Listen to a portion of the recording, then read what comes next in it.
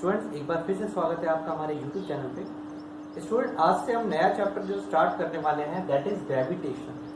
Third chapter है हमारा जिसका नाम क्या है, ग्रेविटेशन, जिसको हिंदी में क्या कहते हैं, गुरुत्वाकर्षण भी हम इसको कहते हैं। ठीक है स्टूडेंट, अब बहुत सारी चीजें ऐसी होती हैं कि जिनको हम क्या करते हैं, डेली लाइफ में एग्जामिन करते हैं, ठीक है ना। अब ये ग्रेविटेशन क्या है, क्या ग्रेविटी क्या होता है, गुरुत्वाकर्षण क्या है, इस चीज को हमें देखिए थोड़ा डिटेल में समझना है, ठीक है ना। एक्चुअलिटी में सबसे पहले मैं आपको ये बताना चाहूंगा क्या इंट्रोडक्शन रहेगा इसमें और क्या मैं ग्रेविटेशन के बारे में आपको बताना चाहता हूँ, ठीक है।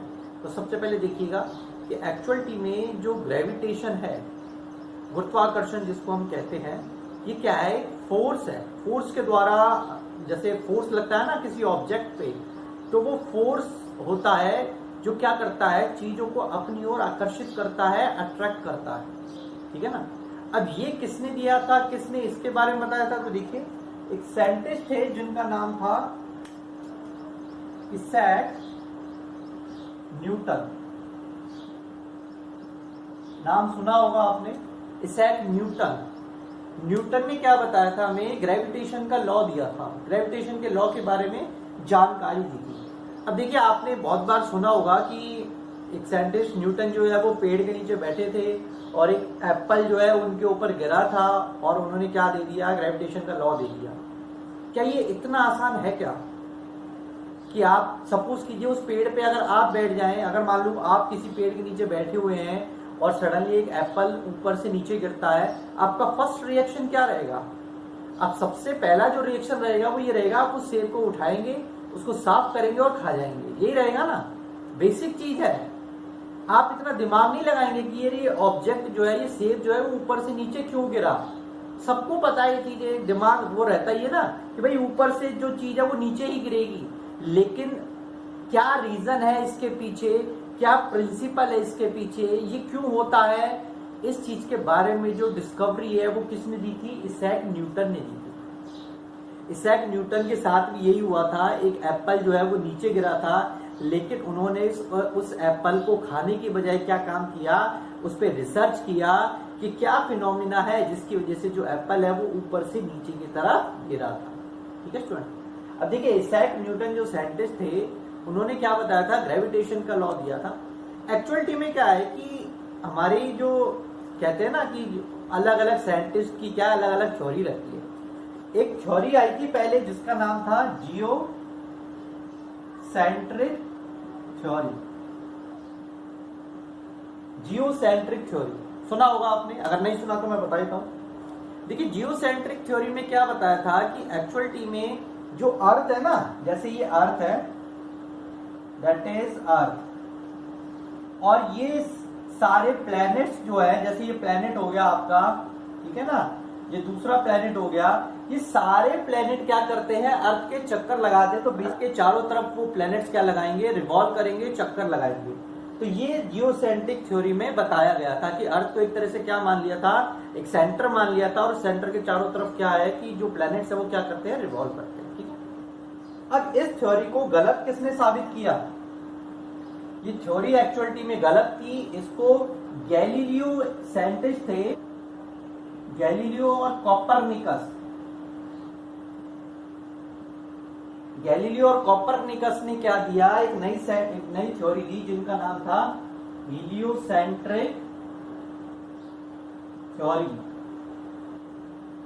और इस हीलियोसेंट्रिक थ्योरी में उन्होंने क्या बताया था कि एक्चुअलिटी में अर्थ जो है वो सेंटर नहीं है, एक्चुअलिटी में अर्थ की बजाय क्या है, सन जो है वो बेसिकली क्या है, सारे प्लेनेट जो है वो सन के चारों तरफ क्या करते हैं, रिवॉल्व करते हैं। और इस थ्योरी को किसने बताया था, गैलीलियो एंड कॉपरनिकस ने इसको बताया था 1600 के अराउंड। ठीक है स्टूडेंट, अब जब गैलीलियो और कॉपरनिकस ने इस थ्योरी को बताया था, तो देखिए क्या होता है कि कोई भी साइंटिस्ट कुछ आविष्कार करता है तो क्या करते हैं कि सारे क्या करते हैं, उसको फॉलो करना स्टार्ट कर देते हैं। जब जियोसेंट्रिक थ्योरी दिया था तो उस वक्त भी जियोसेंट्रिक थ्योरी को क्या मानते थे, सही मानते थे, है ना। 600 के अराउंड जब जियोसेंट्रिक थ्योरी आई थी तो इसको भी क्या माना जाता था, सही माना जाता था।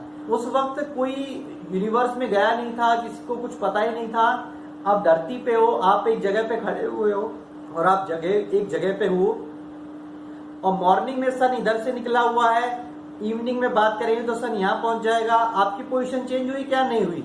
तो मूव कौन कर रहा है? बेसिकली सन ही तो मूव कर रहा है। तो आपको क्या लगेगा कि यार हम तो स्टेशनरी हैं और दूसरा ऑब्जेक्ट क्या कर रहा है? मूव कर रहा है। तो जियोसेंट्रिक थ्योरी को उस वक्त क्या माना जाता था? सही माना जाता था। लेकिन गैलीलियो और कोपरनिकस ने क्या किया? एक्सपेरिमेंट्स किए और उन एक्सपेरिमेंट का जो रिजल्ट निकला वो ये निकला कि एक्चुअलिटी में जो सन है वो क्या है, वो उसकी पोजीशन जो है वो फिक्स है और इस फिक्स पोजीशन की वजह से जितने भी प्लैनेट है उसके चारों तरफ क्या करते हैं स्टूडेंट्स? रिवॉल्व करते हैं। That theory is called heliocentric theory. ठीक है। इन दोनों थ्योरी के बाद एक थ्योरी आई थी न्यूटन साइंटिस्ट की, that is called gravitational. Gravitation के बारे में उन्होंने बताया था। अब ग्रेविटेशन के बारे में उन्होंने क्या बताया था वो मैं ग्रेविटेशन से पहले मैं आपको एक फोर्स के बारे में बताना चाहता हूं, that is called gravitational force. Gravitational force के बारे में मैं आपको बताना चाहता हूं स्टूडेंट कि ग्रेविटेशनल फोर्स होता क्या है। अब सपोज कीजिए, जो मैंने डायग्राम बनाया हुआ देखिए आपके लिए, सपोज कीजिए ये क्या है? एक ऑब्जेक्ट है। सपोज कीजिए आपने क्या किया हुआ है, जैसे आपने बचपन में देखा होगा कि एक पत्थर पे आपने धागे को बांधा हुआ है और इस तरीके से गोल गोल घुमाते हैं, उसको घुमाते हैं ना, सबने घुमाया होगा इस तरीके से। एक पत्थर को बांध दिया धागे में, उसके बाद उसको ऐसे गोल गोल घुमा दिया। तो ये ऑब्जेक्ट है, ये क्या कर रहा है? उस पत्थर को इस तरीके से घुमा रहा है। ठीक है, नॉर्मल सी बात है।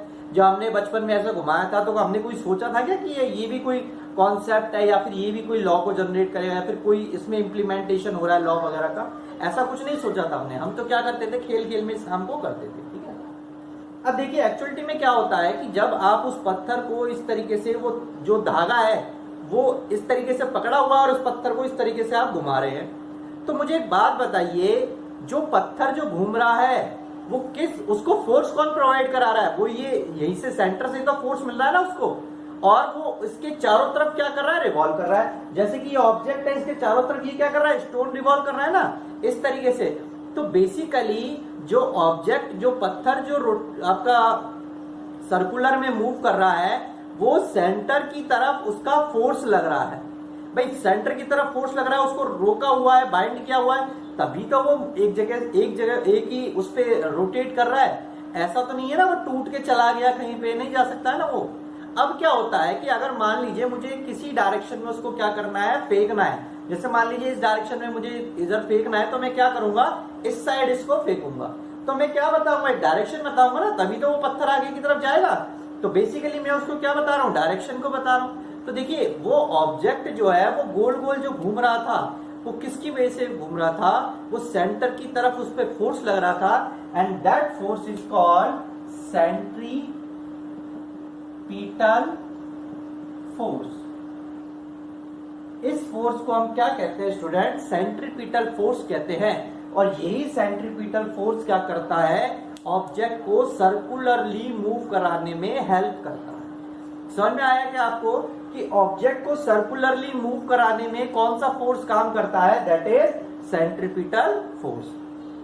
अब आपके दिमाग में ये क्वेश्चन रहेगा कि सर हम बात तो ग्रेविटेशनल फोर्स की कर रहे हैं, ये सेंट्रीपिटल फोर्स बीच में कहां से आ गया? तो मुझे एक बात बताइए कि जैसे ही ये मान लीजिए आपका सन है और इस सन के चारों तरफ ऑब्जेक्ट क्या कर रहे हैं? रिवॉल्व कर रहे हैं इस तरीके से। ठीक है ना, ये ऑब्जेक्ट क्या कर रहे हैं? ये प्लैनेट्स क्या कर रहे हैं? रिवॉल्व कर रहे हैं। तो भाई इस पे भी तो सेंट्रीपिटल फोर्स ही लग रहा है ना। आपने कभी देखा है क्या ये प्लैनेट रिवॉल्व करते करते कहीं दूर चला गया? कभी ऐसा हुआ है क्या? नहीं हुआ। क्यों नहीं हुआ? क्योंकि सेंट्रीपिटल फोर्स ने क्या कर रखा है? इस प्लैनेट को इससे क्या कर रखा है? बाइंड कर रखा है। बाइंड कर रखा है ना, जब वो रिवॉल्यूशन करेगा इस तरीके से गोल गोल घूमेगा, तो सेंट्रीपिटल फोर्स की वजह से तो घूम रहा है। और दो ऑब्जेक्ट के बीच में क्या लग रहा है? अट्रैक्शन फोर्स लग रहा है। कौन सा फोर्स लग रहा है? अट्रैक्शन फोर्स लग रहा है। और उस अट्रैक्शन फोर्स को देखिए, दो ऑब्जेक्ट के बीच में क्या लग रहा है? दैट इज अट्रैक्शन फोर्स लग रहा है। क्या लग रहा है? अट्रैक्शन फोर्स लग रहा है। और उसी अट्रैक्शन फोर्स को क्या बोलते हैं? ग्रेविटेशनल फोर्स कहते हैं। समझ में आया है क्या अभी आपको कि मैंने क्या बताया? देखिए जब ऑब्जेक्ट जो है वो गोल गोल घूम रहा होता है तो सेंटर की तरफ उसका क्या लगता है? फोर्स लगता है। और वो फोर्स क्या कर सकता है? उसको होल्ड करके रखता है, उसकी पोजीशन से डिस्ट्रैक्ट नहीं करता उसे, उसी तरीके से एक प्लैनेट जो है वो सन के चारों तरफ इसी वजह से घूम सकता है, सेंट्रीपिटल फोर्स की वजह से।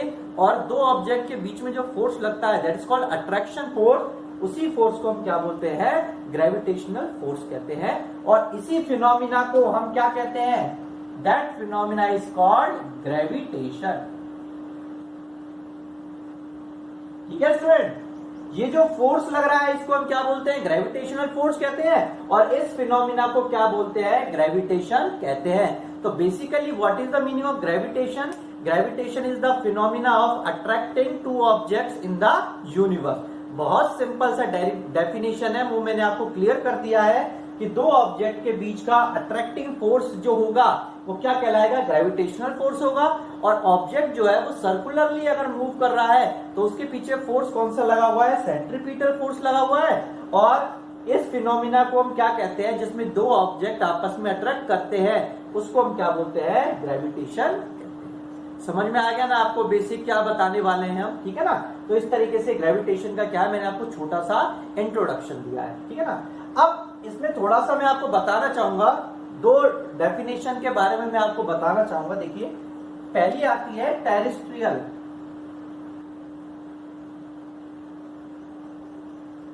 Terrestrial object,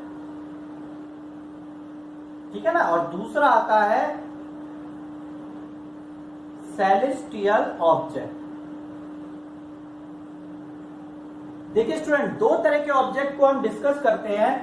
first is terrestrial object and another is celestial object. अब मुझे एक बात बताइए, टेरेस्ट्रियल ऑब्जेक्ट्स क्या होते हैं। देखिए टेरेस्ट्रियल ऑब्जेक्ट का मतलब होता है वो ऑब्जेक्ट जो कि अर्थ पे रहते हैं। अर्थ पे मौजूद जो भी ऑब्जेक्ट है उन सभी को हम क्या बोलते हैं, टेरेस्ट्रियल ऑब्जेक्ट बोलते हैं, ठीक है ना। और जो भी ऑब्जेक्ट किसमें रहते हैं, स्पेस में रहते हैं, इन सभी को हम क्या बोलते हैं, सेलेस्टियल ऑब्जेक्ट्स बोलते हैं। और इनमें कौन कौन से आते हैं, आपके स्टार आएंगे, आपके प्लैनेट्स आएंगे आपके, ठीक है ना। ये क्या हो जाएंगे, सेलेस्टियल ऑब्जेक्ट हो जाएंगे। और जो भी अर्थ पे मौजूदा जो भी ऑब्जेक्ट होता है, कोई भी ऑब्जेक्ट हो, वो क्या कहलाएगा, टेरेस्ट्रियल ऑब्जेक्ट कहलाएगा। समझ में आ गया ना आपको बात। तो देखिए ग्रेविटेशन की डेफिनेशन क्या बनेगी, the phenomena of attracting two objects in the universe is called gravitational. ठीक है ना, समझ में आया ना सभी को कि ग्रेविटेशन का मतलब क्या हुआ है कि दो ऑब्जेक्ट के बीच में लगने वाला अट्रैक्टिंग फोर्स क्या कहलाता है, ग्रेविटेशन कहलाता है।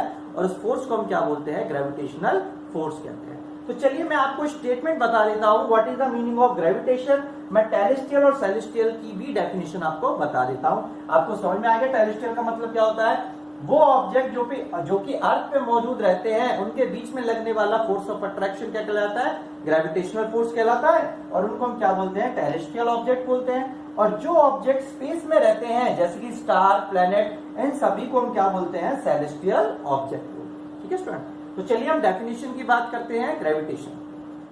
तो चलिए स्टूडेंट हम डेफिनेशन की बात करते हैं। Gravitation as the phenomena of attraction between any two object in the universe.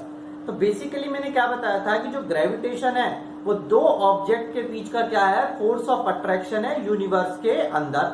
अब इस यूनिवर्स में अर्थ भी आता है और स्पेस भी आता है। तो बेसिकली द ऑब्जेक्ट में भी टेरेस्ट्रियल, ऑब्जेक्ट क्या हो सकता है, टेरेस्ट्रियल हो सकता है। टेरेस्ट्रियल का मतलब क्या बताया था मैंने, which are on the earth. जो अर्थ पे मौजूद है उनको टेरेस्ट्रियल ऑब्जेक्ट बोलते हैं। और celestial object which are in outer space.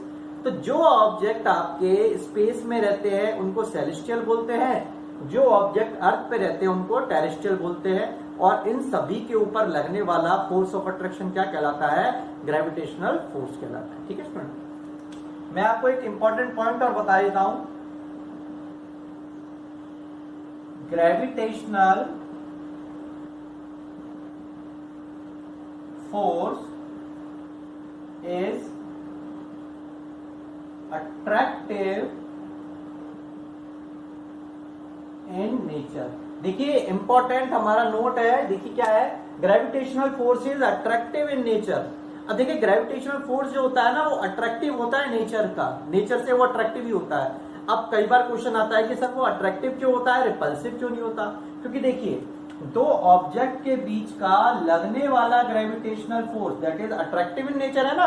Attraction है जब तो ये पास पास है, अगर इनके बीच में रिपल्सिव होता तो ये क्या हो जाते, दूर हो जाते ना, that is attraction and that is repulsion. Repulsion होता ना तो कभी वो पास ही नहीं आ पाते, और पास ही नहीं आ पाते तो लाइफ पॉसिबल ही नहीं हो पाती ना। तो इसलिए ग्रेविटेशनल फोर्स किस तरह का है, अट्रैक्शन इन नेचर। ध्यान रखिएगा, ऑब्जेक्टिव क्वेश्चन में काम आएगा आपको, ठीक है ना। तो ये हमारा ग्रेविटेशन के बारे में जो डेफिनेशन है मैंने आपको बता दिया है, टेरेस्ट्रियल सेलेस्टियल के बारे में बता दिया है। अब हम बात करने वाले हैं वो जो कहते हैं ना कि एक बहुत बड़ी रिसर्च की, that is called Newton's law of gravitation. Newton's का ग्रेविटेशन लॉ को हम क्या करने वाले हैं, डिस्कस करने वाले हैं। तो चलिए हम देखते हैं न्यूटन्स लॉ ऑफ ग्रेविटेशन। देखिए स्टूडेंट्स, हम बात करने वाले हैं Newton's universal law of gravitation की। बहुत इंपॉर्टेंट लॉ है जो न्यूटन के द्वारा दिया गया है, इसको आराम से समझिएगा, ये बहुत अच्छी तरीके से आपको समझ में आने वाला है। देखिए, every object in the universe attract every other object with a force which is, देखिए न्यूटन्स लॉ ऑफ ग्रेविटेशन क्या कहता है कि every object in the universe, कोई भी ऑब्जेक्ट है इस यूनिवर्स में, वो दूसरे ऑब्जेक्ट को क्या करता है, अट्रैक्ट करता है। किससे अट्रैक्ट करता है, विद अ फोर्स, फोर्स के साथ अट्रैक्ट करता है, which is directly proportional to the product of their masses. वो क्या होना चाहिए, वो फोर्स किससे, directly proportional to the product of their masses and inversely proportional to the square of distance between them. तो न्यूटन्स लॉ ऑफ ग्रेविटेशन क्या कहता है कि इस यूनिवर्स में दो ऑब्जेक्ट के बीच में लगने वाला फोर्स ऑफ अट्रैक्शन वो क्या होगा, दो मासेस के प्रोडक्ट के डायरेक्टली प्रोपोर्शनल होगा, और उन दोनों के डिस्टेंस के क्या होगा, स्क्वायर के इनवर्सली प्रोपोर्शनल होगा। तो देखिए क्या बताया गया है, हमारे पास दो ऑब्जेक्ट है, एक प्लेनेट ए है सपोज कीजिए, दूसरा प्लेनेट बी है। हमारा मासेस क्या है, देखिए ए प्लेनेट का मास क्या है m1, बी प्लेनेट का मास क्या है m2। इन दोनों, ये दोनों क्या है, ग्रेविटेशनल फोर्स लग रहा है, अट्रैक्टिंग फोर्स है, और इन दोनों का डिस्टेंस क्या है, दैट इज r। देखिए स्टूडेंट, अब पहली स्टेटमेंट क्या कहता है, directly proportional to the product of their masses, that means force is directly proportional to the product of their masses. यही बता रहा है ना कि भाई जो फोर्स है वो डायरेक्टली प्रोपोर्शनल है दोनों के मास के प्रोडक्ट के, that means product of their masses, and inversely proportional to the square of distance between them. यही तो बता रहा है वो, inversely proportional to the square of distance between them. इन दोनों के बीच का डिस्टेंस क्या है, r है, तो इसके स्क्वायर के क्या है, इनवर्सली प्रोपोर्शनल। देखिए इसका मतलब क्या होता है कि जितना ज्यादा डिस्टेंस को इंक्रीज करेंगे उतना ही ज्यादा फोर्स क्या हो जाएगा, कम हो जाएगा। स्टूडेंट बहुत सिंपल सा लॉजिक है, जितना ज्यादा डिस्टेंस को इंक्रीज करेंगे फोर्स ऑफ अट्रैक्शन क्या हो जाएगा, कम हो जाएगा, ध्यान रखिएगा। अब देखिए, combining equation first and second, मैं क्या कर रहा हूं, दोनों इक्वेशनों को कंबाइन कर रहा हूं। F is proportional to m1 m2 upon r square, यही आएगा ना, F is proportional to m1 m2 upon r square. अब देखिए मैं इधर लिख रहा हूं इसको, देखिए प्रोपोर्शनलिटी का साइन हटता है तो क्या आता है, इक्वल टू आता है, कांस्टेंट आता है, that is F is equal to g m1 m2 upon r square. समझ में आया क्या, देखिए प्रोपोर्शनलिटी का साइन रिमूव होगा तो क्या आएगा, एक कांस्टेंट आएगा और इक्वल आएगा। देखिए ये जो कांस्टेंट है that g is called gravitational, that g is called gravitational constant. देखिए इस g को हम क्या बोलते हैं, ग्रेविटेशनल कांस्टेंट बोलते हैं। अब देखिए क्या किया हमने, जो हमने पहला स्टेटमेंट लिया था, directly proportional to the product of their masses, that means force is directly proportional to the product of their masses and inversely proportional to the distance, square of distance between that. दोनों इक्वेशनों को combine किया, क्या आया, F is proportional to m1 m2 upon r square, that means F is equal to g m1 m2 upon r square, और ये जो capital G है that is called gravitational constant. इसको हम क्या बोलते हैं, ग्रेविटेशनल कांस्टेंट बोलते हैं। मैं इसको रब कर रहा हूं जिससे कि मैं आगे बता सकूं।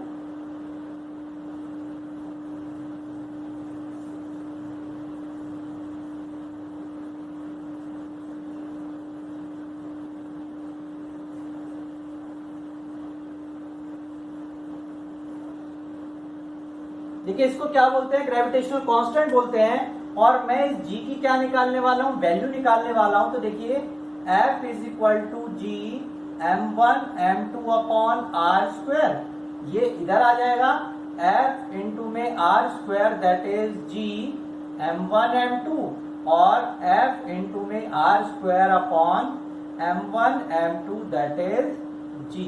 तो ग्रेविटेशनल कांस्टेंट की वैल्यू क्या आ जाएगी student, F into r square m1 m2। देखिए जब हम न्यूमेरिकल करेंगे ना तो ये वैल्यू बहुत इंपॉर्टेंट है, ध्यान रखिएगा, इस पे क्वेश्चन आता है। अब मैं इधर बता रहा हूं आपको, देखिए if m1 is equal to m2 is equal to 1 kg, suppose कीजिए जो मासेज हैं वो कितने हैं, 1 kg हैं ईच, मतलब दोनों जो ऑब्जेक्ट है ये 1 kg के हैं, और जो डिस्टेंस है वो कितना है मेरे पास 1 मीटर है। डिस्टेंस कितना लिया गया है, 1 मीटर लिया गया है, इसमें लिया गया है 1 मीटर में लिया गया है। अब इसमें वैल्यू पुट कर देते हैं, तो g is equal to f into में 1 का स्क्वायर अपॉन m1 m2 कितना है 1 है, तो क्या आ जाएगा g is equal to f। इसका मतलब जो ग्रेविटेशनल कांस्टेंट है वो किसके बराबर है, फोर्स के बराबर हो गया ना। तो बेसिकली ग्रेविटेशनल कांस्टेंट क्या है, किसके बराबर है, फोर्स के बराबर है, ठीक है ना। फोर्स कौन सा है, ग्रेविटेशनल फोर्स है, ठीक है ना। अब देखिए अगर इस तरीके से हम क्या निकाल सकते हैं, जी की वैल्यू निकाल सकते हैं, ग्रेविटेशनल कांस्टेंट की वैल्यू निकाल सकते हैं, ठीक है स्टूडेंट। तो यहां से ग्रेविटेशनल कांस्टेंट जो है वो किसके बराबर निकला, फोर्स ऑफ अट्रैक्शन के बराबर निकला। अब देखिए साइंटिस्ट थे जिनका नाम था कैवेंडिश। कैवेंडिश ने ग्रेविटेशनल कांस्टेंट की वैल्यू बताई थी। कैवेंडिश जो साइंटिस्ट थे उन्होंने ग्रेविटेशनल कांस्टेंट की वैल्यू बताई थी, और वो वैल्यू क्या थी 6.67 इंटू 10⁻⁻11 न्यूटन मीटर स्क्वायर पर केजी स्क्वायर। ये वैल्यू आपको याद करनी पड़ेगी स्टूडेंट, इंपॉर्टेंट वैल्यू है। क्या वैल्यू है, कैवेंडिश साइंटिस्ट है, उन्होंने ग्रेविटेशनल कांस्टेंट की वैल्यू को क्या किया था, कैलकुलेट किया था, और ये बताया था कि 6.67 इंटू 10⁻11 न्यूटन मीटर स्क्वायर पर KG square, that is the value of gravitational constant. जब न्यूमेरिकल आएगा तो ये वैल्यू हमें क्या करनी है स्टूडेंट, पुट करनी है। समझ में आया सभी को। देखिए हमने आपको क्या बताया, ग्रेविटेशनल का लॉ बताया, न्यूटन्स लॉ ऑफ ग्रेविटेशन बताया। उसमें हमने क्या बताया कि दो जो मासेस का जो प्रोडक्ट है वो डायरेक्टली प्रोपोर्शनल होगा फोर्स के, इनवर्सली प्रोपोर्शनल होगा उसके स्क्वायर के डिस्टेंस बिटवीन देम के। क्या आएगा, force is directly proportional to m1 m2 upon r square, that means F is equal to g m1 m2 upon r square. g क्या है, ग्रेविटेशनल कांस्टेंट है। मैंने क्या निकाला है, g की वैल्यू निकाला, g की वैल्यू क्या निकली F into r square upon m1 m2। मैंने क्या किया, m1 m2 1 kg लिया, डिस्टेंस कितना लिया 1 मीटर लिया। तो मैंने क्या देखा कि जो ग्रेविटेशनल कांस्टेंट है वो किसके बराबर है, फोर्स ऑफ अट्रैक्शन के बराबर है। और हेनरी कैवेंडिश जो साइंटिस्ट थे उन्होंने जी की वैल्यू क्या दी थी 6.67 इंटू 10⁻11 न्यूटन मीटर स्क्वायर पर केजी स्क्वायर। तो इस तरीके से हमने ग्रेविटेशनल लॉ को समझा है। अब देखिए मैं आपको एक छोटा सा बात बताने वाला हूं कि ग्रेविटेशनल की रिक्वायरमेंट क्या है, क्यों ग्रेविटेशनल को पढ़ा जाता है। देखिए एक्चुअलिटी में जो हमारा जो अर्थ है ना, अर्थ जो है वो एक तरह से कह सकते हैं कि सन के क्या करता है, चारों तरफ चक्कर लगाता है, ऐसे ही कहते हैं ना। किसकी वजह से लगाता है, ग्रेविटेशनल फोर्स की वजह से। वो ग्रेविटेशनल फोर्स क्या करके रखता है, उसको होल्ड करके रखता है। अब ये जो एटमॉस्फेयर है ना अर्थ पे, ये एटमॉस्फेयर भी ग्रेविटेशन की वजह से है स्टूडेंट। अगर ग्रेविटेशन फोर्स नहीं होगा तो एटमॉस्फेयर भी नहीं होगा। ग्रेविटेशन की वजह से ही क्या होता है, देखिए मैं कुछ बता देता हूं आपको, इधर बता रहा हूं। ग्रेविटेशन की वजह से क्या होता है, स्नोफॉल होता है, ठीक है ना, रेन होता है। बारिश जो है वो ग्रेविटेशन की वजह से ही है, वो ऊपर से नीचे आती है, ठीक है ना। जो हमारा एटमॉस्फेयर है, एटमॉस्फेयर जो बाइंड किया हुआ है ना एटमॉस्फेयर, ये किसकी वजह से है, ग्रेविटेशन की वजह से है।